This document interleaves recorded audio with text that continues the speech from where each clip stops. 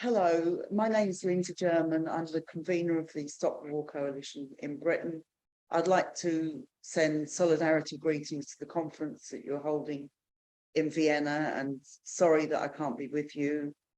But I think it's an extremely important event, and I think we have to do everything we can, not just to oppose what our governments are doing in each particular country, but find ways that we can link up internationally. Speaking as somebody living under this British government, I feel that what has been going on with our government is a complete disgrace.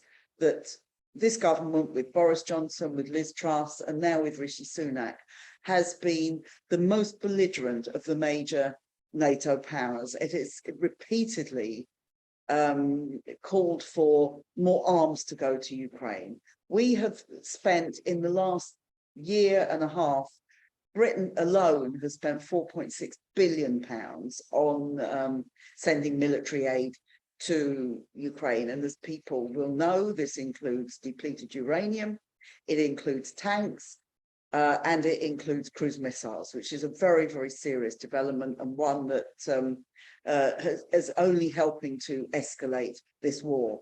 The British government is also committed to training fighter pilots for F-16s, and in every sense is urging more war, more expansion of the war, and not just around Ukraine, but also when it comes to the Indo-Pacific and the various alliances that we now have, the AUKUS Pact, the alliance with Japan, and the whole range of alliances, which now mean that China is really being surrounded by a series of pro-Western and pro-NATO bases. So we're in a very, very serious situation, as I'm sure that everybody at this conference is aware. The most serious situation in Europe, I think, since the Second World War. And it's a very difficult time for us because certainly in Britain, and I know it's true in many of the countries of Europe and elsewhere, it's very hard to put the anti-war position, not because we're wrong about this, but because there is there's very, very little possibility of breaking into the dominant narrative. So we have government which supports this position.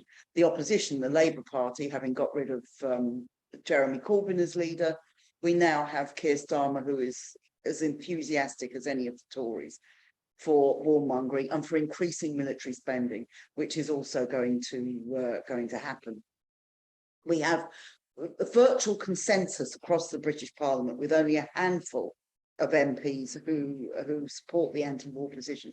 Most Labour MPs don't, the Greens don't. So we're in quite an isolated position in terms of the left and the movement. Nonetheless, we think we are making gains. We're making some gains in the trade unions, where university lecturers voted narrowly to support a very good resolution opposing the arming, opposing NATO, and showing solidarity with the people of Ukraine, but saying that the best solidarity is to call for peace.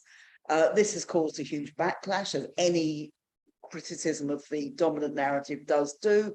But we believe that when you talk to ordinary working class people across Britain, they have sympathy for the people of Ukraine, but they have no enthusiasm for this war.